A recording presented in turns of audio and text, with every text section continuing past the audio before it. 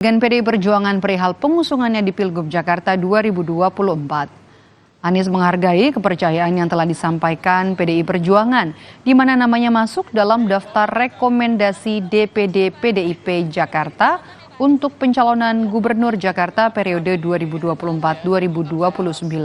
Sementara soal safari politiknya setelah menyambangi PKB kemarin, Anies menyebut proses masih berjalan dan masih banyak waktu untuk bisa menjalin komunikasi dengan partai politik lain.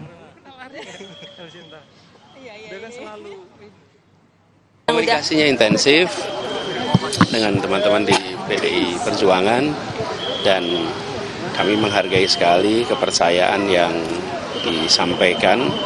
Kita menginginkan Jakarta yang maju, Jakarta yang setara, di mana yang lemah, yang kecil dibesarkan, yang lemah dikuatkan, dan itulah yang menjadi dasar kebersamaan. Jadi kami mengapresiasi sekali, proses masih jalan, kita lihat nanti seperti apa.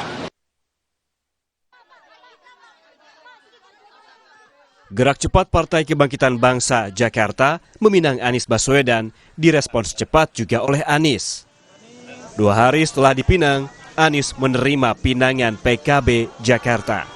PKB DKI Jakarta yang mendobrak, PKB DKI Jakarta yang menerobos, PKB DKI Jakarta yang memulai.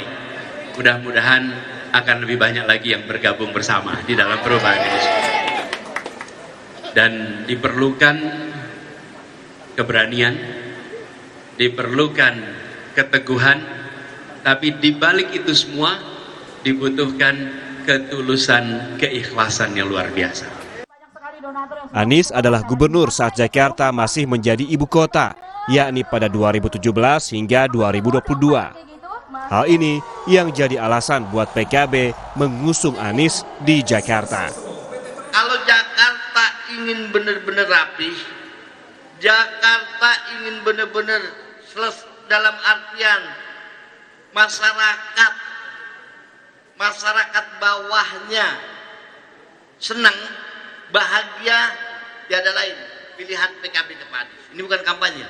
Ini faktor kenapa PKB itu mendukung Bapak Anies Baswedan. Sekali lagi ya. Tapi masih ada pekerjaan rumah buat Anies dan PKB supaya sah bisa mendaftar di Pilgub Jakarta. Yakni mendapatkan lagi partai untuk berkoalisi. Selain mendapatkan pasangan, yakni wakilnya di Pilgub.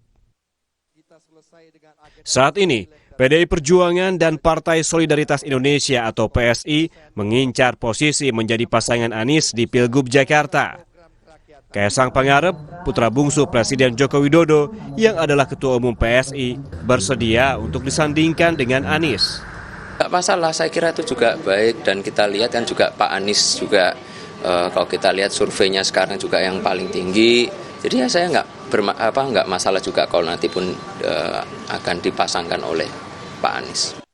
PDIP mengakui usulan mengusung Anies di Pilkada Jakarta muncul dari internal partai, namun masih dipertimbangkan.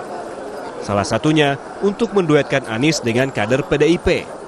KPU kan masih tidak sepakat dengan putusan MA. Jadi kami masih menghargai prosedur yang berlangsung dan kami tidak mau berandai-andai karena memang secara penetapan calon harusnya ya mengacu pada peraturan KPU yang sudah disepakati dan tidak berubah-ubah. Itu dulu. Lalu bagaimana dengan Partai Keadilan Sejahtera? PKS yang lebih dekat dengan Anies juga masih belum memberikan ketegasan mendukung Anies hingga dipinang PKB. PKS masih melakukan pendalaman dengan calon-calon gubernur DKI, ya kan? Kalau PKB sudah mendeklarasikan, ya kita hormati tentu langkah PKB, tapi PKS juga di DPP kan harus melalui proses.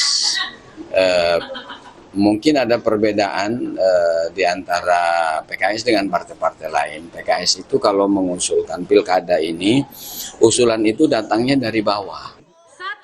Bila PKB dan PDI Perjuangan serta PKS menyatu dengan mengusung Anies Baswedan, maka calon lawannya yang adalah koalisi pemerintahan 2024-2029 juga sudah tersedia, yakni Ridwan Kamil, Gubernur Jawa Barat 2018-2023. Saat ini, RK panggilan Ridwan Kamil sudah mengantongi 2 rekomendasi. Dari Golkar, partai tempatnya bernaung, dan Partai Gerindra. Tapi kepastiannya baru diumumkan pada Juli mendatang. Tangan IKN, jadi nggak spesifik membahas urusan pilkada. Bulan Juli lah. Tapi kalau soal pilkada, Bapak sudah bulat di Jakarta? Juli itu masih ketua umum pada diskusi. Gitu ya? Okay. Jakarta masih jadi barometer politik nasional meski bukan lagi berstatus ibu kota negara. Karenanya, perebutan kemenangan di Jakarta bisa membuka peluang politik dalam konstelasi nasional. Tim Liputan, Kompas TV.